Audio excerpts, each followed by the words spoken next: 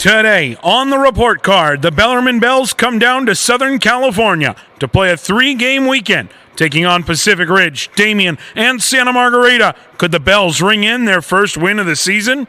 Then, the best 2 teams in Division I face off as the Orange Lutheran Lancers and the Capistrano United Coyotes fight for the top spot.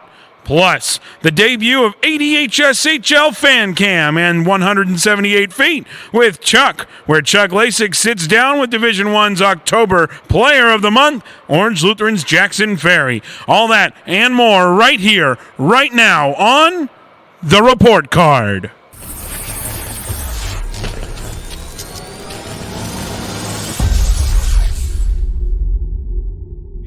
To the 5 Point Arena here at Great Park Ice in Irvine, California. You have tuned into The Report Card. Today is Saturday, November 16th, 2019, and Chuck Lejsek, we are back once again for episode 4, and we're getting ready for an exciting one. Yeah, Christian, you're absolutely right.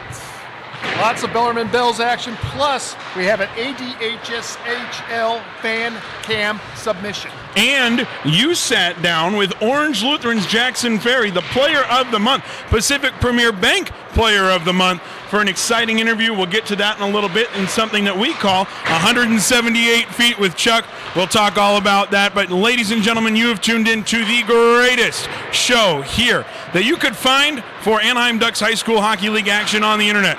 This is the one. And so let's get ready to dive right into the highlights as we get those set up. You're going to see a lot of great highlights. The first one we're going to go to is Bellarmine as they took on the Pacific Ridge Firebirds.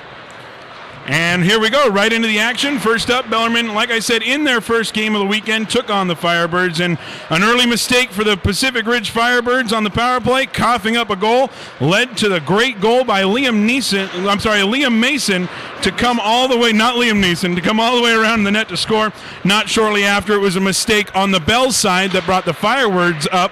That was Tyler Mazzella, who had a great pass to Shoemake. He got his first goal of the game as he buried it and tied it all up. Later in the first, it's Shoemake again. This set up by Aiden McDonald and Jack Cadju on a fantastic play that put the Firebirds up top. Later in the game, it's already 4-1 Firebirds, but Nolan Stewart of the Bells weren't giving up. He was pressured, somehow slid on the ice, but scored an amazing goal. Here are the Bells. Not a minute later, though, Hayden Shoemake finds his third goal of the game off a deflection. A hattie for Shoemake, and the Firebirds were up 5-2 at the intermission. Just over the halfway point of the third, once again, Hayden Shoemake finds the basket again. A 4-goal performance from Shoemake, and the Firebirds, who really came out in the second and third period of that game, they ended up winning this game by the final score of 6-2. Finals for the game, as you can see, listener, was really the story of the game for the Bells. Although giving up the 6 goals, still 29 saves, and along with his performance, Liam Mason and Nolan Stewart are the goal scorers for the Bells on their Friday night game of the weekend. Meanwhile, on the other side, fantastic game for Pacific Ridge Firebirds is highlighted by the 4-goal performance of Hayden Shoemake. Ethan Kurt and Tyler Sheridan also found the back of the net, on top of yet another fantastic performance by Patrick O'Donnell, who saved all but 2 shots he faced. Wrap it all up, 6-2 is the final for this one, and Chuck, once again, things keep rolling for those Firebirds. Patrick O'Donnell, great net, and the Firebirds switch over to Division I. They're 4-1. Well, you couldn't ask for a much better switch to D1 right there, as Pacific Ridge, they already were becoming D1 eligible already by being pure, but they sit there, make the transition, and they're riding the hot goaltending back of Patty O'Donnell right now. O'Donnell doing absolutely Patrick O'Donnell things, becoming probably one of the top 2 premier goaltenders in this league. He's been absolutely fantastic in that transition, and that's why Pacific Ridge is doing very well in the standings. Not quite at the top yet, but they are getting there. The Bells had another game, though. Yep. Let's move into the second game of the weekend for Pacific Ridge over at Anaheim Ice as they took on the DAMIEN Spartans. Action picks up right at the end of the first period, where Sean McDonald takes a pass off the glass in the zone and sends the puck between the blocker pad of goaltender George Gardner with just 7 seconds left. That gives the Bells a 1-0 lead. Just 2 minutes later into the second, it's the Bellarmine again, working the zone with the man advantage, and then Liam Mason is the one to tap it home. Cameron Carey is the one who scores the power play goal. Bells up 2-0. Notice I didn't say Liam Neeson. Almost halfway through the game now. Off a battle along the boards. It's Hunter Schneider. Finds the puck on his stick and wrists it from the face-off circle into the back of the net to bring it back within one. Let's move now to the third period now. 3-1 Bellarmine. The last 2 minutes of the third. Kyle Wilson takes the puck at the blue line, goes in the right side of the goaltender, and brings this game back within one again. Spartans not out of this one just yet. And then with just 12 seconds left, Hunter Schneider takes a fat rebound and sends it home to bring this game back to even. Overtime would prove uneventful, so we head directly to the shootout. Here's Chris, the Judge Smales, as he brings it in. Deke, and he will find the back of the net to give it a 1-0 lead to the Bells. It's Augustine then who comes in, and basically we go through enough, but what happens is that Damien wins the shootout, courtesy, I believe it was Wilson with the game winner, and that's where it stands. Damien wins the overtime by a score of 3-2. The late comeback for Damien can't be completed, but give it to their goaltender, George Gardner. He kept his team in this one with 36 saves. Hunter Schneider also had a game to write home about. 2 goals for him and 1 for Kyle Wilson as well. Meanwhile, on the Bellarmine side, they had another goal. Great showing by their goaltender, Nicholas Gallioni. Had 29 and 31 saves. Cameron Carey, Liam Mason, and Sean McDonald all find the back of the net. And the Bells get themselves out of the loss column for their first time this season with the win in the shootout. It was a fantastic game. The real sad part about that, at least for the Bells, was the fact that they had this game in hand and they just coughed it up at the end. Damien came firing back. Now, they still got the win, those Bells did, but they lost a crucial point. As you know, in this league, a division or a overtime win is 1 less point than a regular win, and so they really kind of coughed up that point, and that proved to be devastating for the Bells in a way, but they still were ended up able to get a win. One more game for the Bells on the weekend saw them taking on Santa Margarita back here at Great Park Ice, and it didn't exactly start off the way the Bells wanted to. Not even a minute in on this one, the Eagles were working the offensive zone, and they find the board as they get past Thompson after an Axel Karlberg top shelf shot. Over halfway through the first, it's the Eagles working the offensive zone once again, just as they do all the time. Marcus Kim gets his second opportunity, top shelf as well above the glove. Eagles lead 2-0. Into the second period, Daniel Doss is the one who gets the last tip right out in front. Now the Bells, they would not go silently here. In the third period, still down by 3, they do some zone work of their own, and Sean McDonald gets on the board with some help from Chris Williams and Nolan Stewart, and the Bells are on the board. Less than 2 minutes later, it's the Bells again. This time taking advantage of a bounce, Nolan Stewart finds the goal in the net right here, now 3-2. Joshua Hayden of the Santa Margarita Eagles wasn't going to let that party last long. Less than 2 minutes later, he puts one home. 4-2 Eagles. The score would end up being 5-3 as both teams traded goals in the last minute of that game. A tough end to the weekend for the Bells as they fall to the Eagles here 5-3. One last check of the numbers. Once again, it was the goaltending for Bellarmine that was their story of the game. Owen Thompson, their third goalie used in as many games, ended up stopping just 24 of 29, but really kept his team in the game when a dominant Eagles offense got running. Chris Smales, Nolan Stewart, and Sean McDonald had goals for the Bells in that loss. Meanwhile, for the Eagles, it was the performance of Joshua Hayden, Axel Karlberg, and Aiden Casey, each who had a goal and an assist in this game that got the job done for Santa Margarita. Marcus Kim and Daniel Doss also lit the lamp in this one as well. And Chuck, once again, these Santa Margarita Eagles, you had mentioned earlier when we were talking off camera, they start a little slow, but then they just come and they fire back. Well, the Eagles are doing basically Eagle things right now, kind of laying in the weeds down low right now. But what I do like about it is the way that Coach Johnson had them last year. He had them all right there, including Jay Serra, as they gave up the league title. But they were building upon that, and then they end up moving to the national title. So great job once again by Coach Johnson, and he's building this team up. You still see them as they're moving and they're ascending. This could be a tough team come playoff time. All right, this last week also, we had a great game here last week as we had a battle between the two top teams in Capo United and Orange Lutheran. Let's pick it up here in the first period. The Coyotes find the board first as Merrill Stenari whips the puck over the arm of Miles Roberts, and the Coyotes were up 1-0. A few minutes later, it's Chris Daria. He receives a pass from Mason Stotts to tap the puck into the net. Now, Coyotes lead 2-0. Had to feel good for the Coyotes. Then, on a drive in the zone by Orange Lutheran, it was Tianshu Liu who found the back of the net, and the Lancers cut the lead within 1. Let's move on. About 4 minutes left in the middle period. Micah Kim. Oh, it's Thomas Stiff who actually steals the puck. Takes it to the net and waits out the goaltender to knot this thing up at 2. Then with just about 4 minutes left in the middle period, Micah Kim is the last to touch the puck headed towards the net, and the Lancers take a 3-2 lead. There's the puck, the shot, and the score. After that, it was all goaltending in the third period. Here you see both Miles Roberts and Connor Avancic. Going to do some, actually, we're just finishing up the goal, and then, like as I mentioned before, all goaltending after this. Miles Roberts, here's Connor Avancic making a great save right there as well.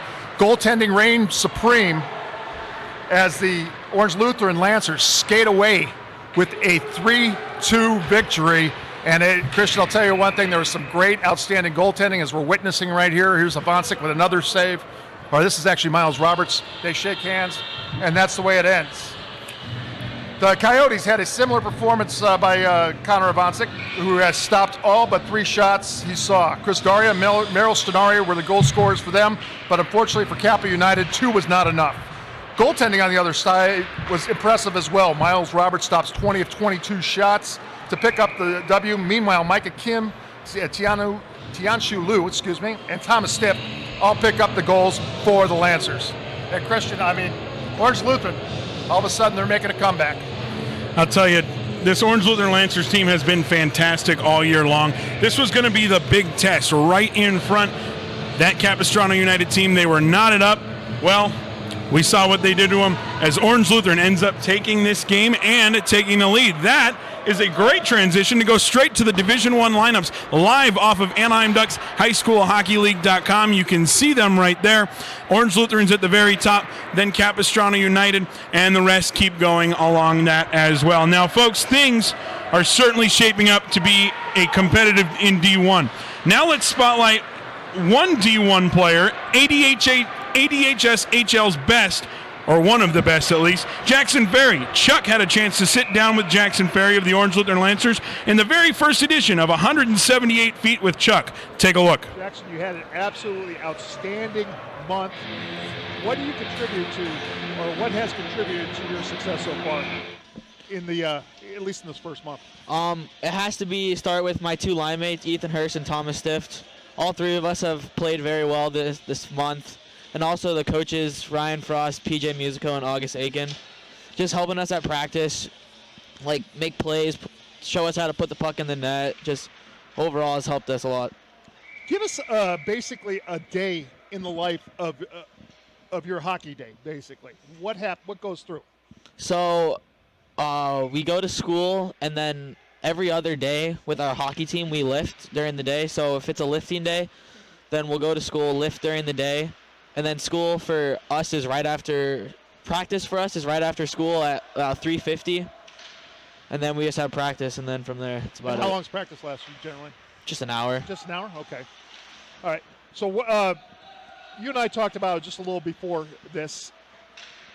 Does it feel somewhat, how would I say, does it feel good to bring back the heritage of Orange Lutheran hockey? Basically, you came in towards the end of the run where they were state champions. I know we talked about that a little prior, where you guys are back on top and you guys are driving, basically the driving force of this league right now. Yeah, I'm actually very proud about it, just being able to bring the winning ways back to Orange Lutheran. Who do you consider some of your, I guess you would say, people that guided you through the way? Probably Jacob Furry, Parker Breakbill, Chase Young, our captain when I was a freshman. Those 3 mainly. And you like to do the same thing to the younger players right now to let them know what's going on? Yeah, just kind of guide them, show them the ropes, and then hopefully they do the same thing that I did. Okay, so right now you guys are what, 5-6-0, something like that? 5-0, 6-0? Yeah, 5-0. 5-0. Your ultimate goal is to get back to nationals again. You were a freshman. Did you go to nationals? Yeah, I was a freshman. We went to nationals. What did that experience lead for you? It was probably one of the best experiences of my life. Just being able to be with the boys at nationals, just hanging out, just playing hockey. And does that create somewhat of a unity? Yeah, it does a lot. It just sucked for me because I was a freshman and everyone left, so it was just kind of like. That makes sense. And all of a sudden you're like, oh, where the heck did everybody go? Well, let's talk a little bit more about. You had a coaching change this year. It was last year. Last year, excuse me. Yeah.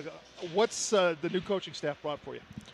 It just brought like a rebirth. Just, I feel like everyone like wants to be there, is bought into the program and what the program wants to do.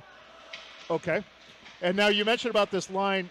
Who do you actually, for the last 4 years, who do you consider? I think you guys just scored. Oh no, you guys just got scored upon. Who do you guys consider your biggest rival right now? I think I know the answer. Santa Margarita. Yeah. And why is that?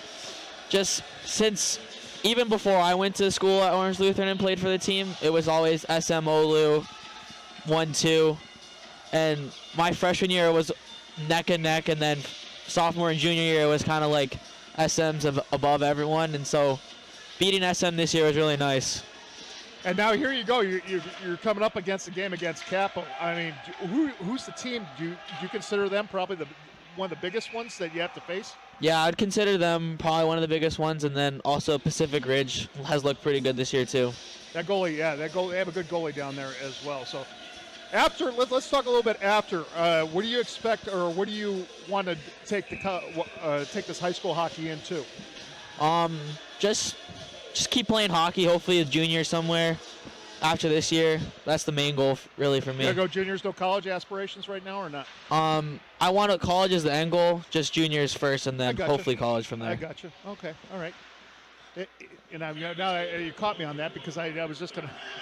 I had a follow-up question to that, but anyway, let's end it with that. I was gonna give you a flash five, but we'll end it at that. And so anyway, for Chuck Lejsek, for the Player of the Month, not Jacob Ferry. I'm sorry, Jackson Ferry. I'm Chuck Lejsek, reminding you, you've been watching. It looked a little comfortable there, too comfortable. We're going to have to get me walking up next time. There's a reason why they call that 178 feet with Chuck Lejsek. Fortunately, we're a little equipmentally challenged right there, so next month we'll get the Player of the Month walking with me at a certain distance between goal line and goal line, which will be a pretty interesting concept, to say the least.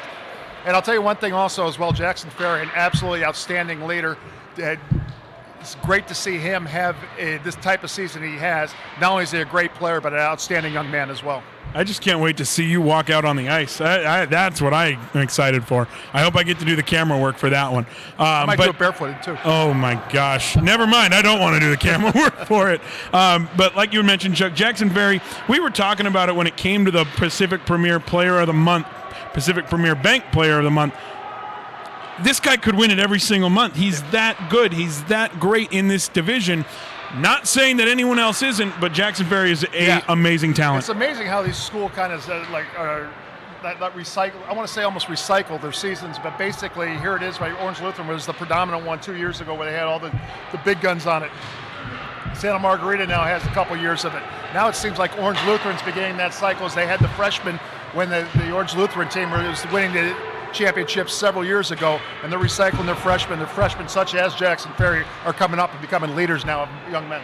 I remember when I was going to Orange Lutheran, times weren't great, but Jackson Ferry's got his Lancers going very well right now. Now, we don't exactly have a lot of time to cover everything, but we do have some really exciting news about Division II and Division III that we want to highlight. So let's go to those game recaps right now. As we can see on the screen right there, it was North County Sea Dogs blanking the St. John Bosco Braves 2-0.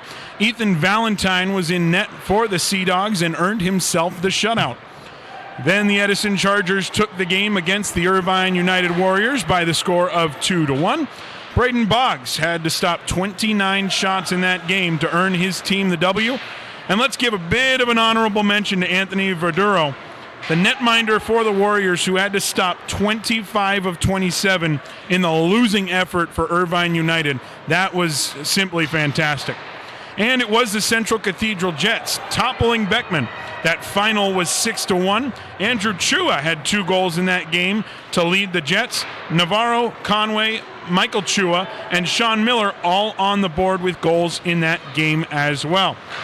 Now, Chuck, this Division II seems to be doing well right now, but we don't really get to see those games a lot, but it's really exciting to see some close games in this one. No, exactly. It shows parity's coming around the league as well, and that's good for Division II as these teams try to make that step up to D1. And you're seeing the closeness of these games. It shows that, hey, the competition committee did something right and put the teams in the places they should. So congratulations to the competition committee. Great job. We've seen some great D2 action right there, and you can tell by these scores. Absolutely. Now let's move over to Division III, take a look at a couple of those games. You can see that Orange Lutheran actually split 2 games in this week. First game, they defeated Carlsbad United. I'm getting all the Uniteds mixed up. Carlsbad United by a score of 3-2 on the back of Zach Martinez, who stopped 34 of 36 to get Olu the win. And in another game, it was the Capistrano United Coyotes defeating Olu by the score of 4-3. 2 different goalies in that one for Capo, splitting the time, give the win to Sandrine Poneth, who stopped 14 of 15, and then Ian Holland came in again halfway through and stopped 8 of his own shots out of 10. Finally, the Villa Park Spartans ran away with a game against Inland Empire United, 7-2, the final tally. Cole Colbert had 2 goals, along with a great performance by the goaltender, who, he played a good game, 24 of 26 saves. Oh, and he also had an assist on the ledger as well. So good for the goaltender as well. And now let's head over to the standings in just a sec to take a look at what's going on with Division II and then Division III. As those come up on screen, you can see it's St. John Bosco at the very top, Central Cathedral there as well, and then the rest go down the line. But Chuck, this D2, like we were saying, is doing fantastic. A lot of these teams are close. Orange Lutheran's kind of at the top of the first division. You'll see where they're at in the third division. These D2 teams are fantastic as well. No, as well as you got Central Cathedral breathing down the neck and the back of St. John Bosco right now. And North County, who will be playing, is actually playing behind us. So actually, no, that's North County San Diego. I'm sorry. I was thinking of my school, Placentia Linda. But anyway, or my district, I should say, Placentia Linda. You going to sing or not? No, not yet. Wow. So, anyway, but it's still absolutely great. You see Beach Cities in there at 4th. It was North County right there at 3rd, in 3rd. So basically, San Diego schools nipping at the bud of St. John Bosco.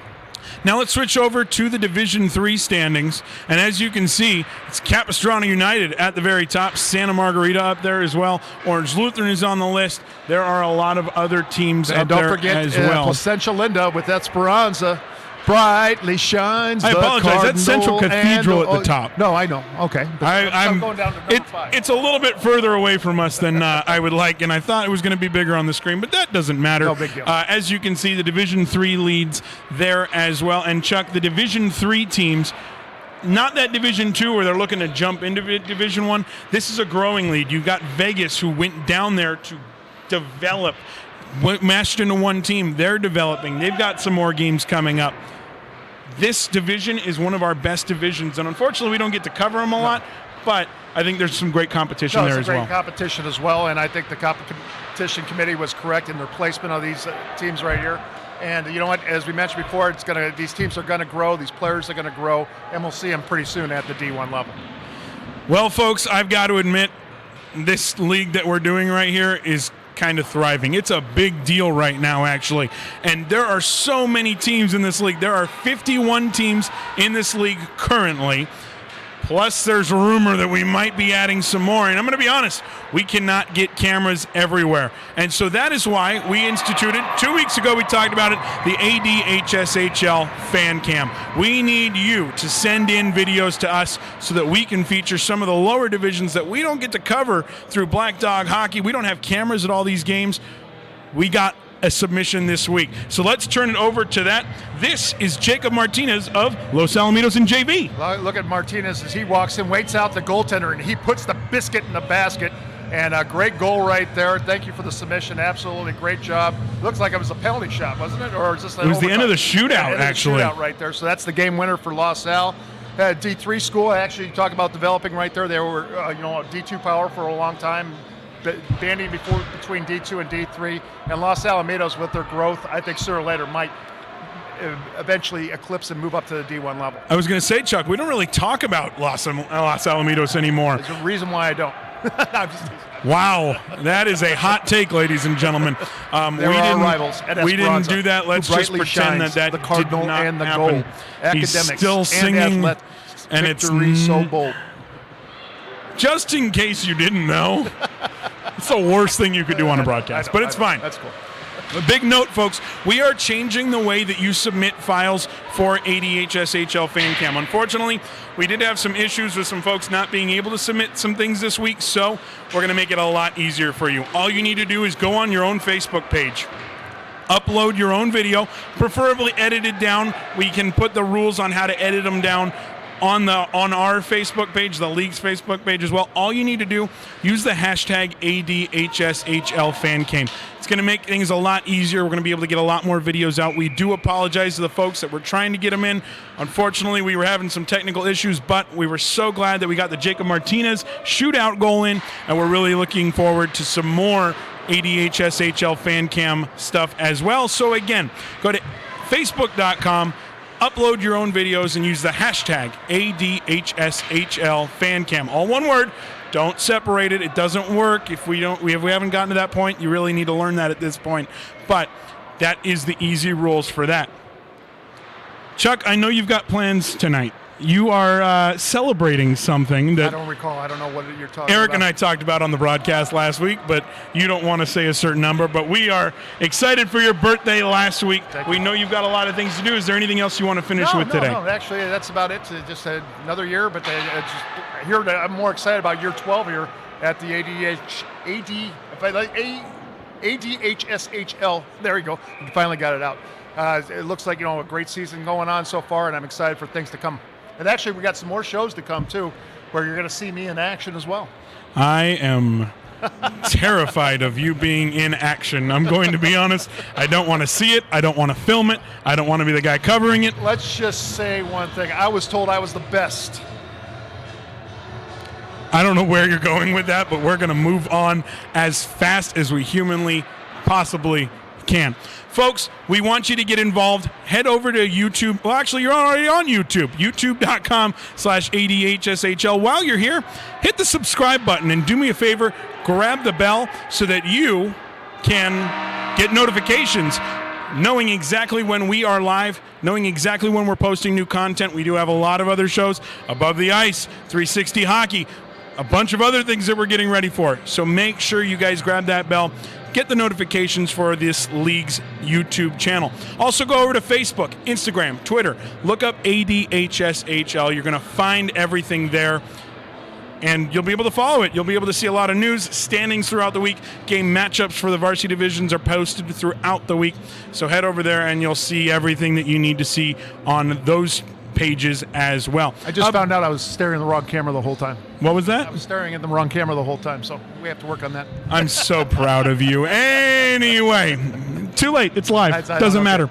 Anyway, we do want to say a big thank you to everyone involved here. A big shout out to Austin Mader, who has been our technical director for the past couple of shows, along with Commissioner Matt Blanchard. Without him, none of this is actually happening. We're going to say thanks to Eric Pessolano. He's been doing the technical. He's actually doing a little camera work. Production assistant. Little camera work. And not telling you. Eric Pessolano. There you go. Production assistant. I like that. And he didn't tell you what camera you to look at. But anyway, that's not important. We do want to say thank you to Andy Dickerson for letting us use all the gear that he has provided. And we want to say thank you to you for joining us here on the Report Card. We will see you next time on the Report Card for another exciting show of highlights, game action, recaps, and everything else that goes into the Anaheim Ducks High School Hockey League. Thanks for watching the Report Card, everybody. Have a fantastic rest of your Saturday.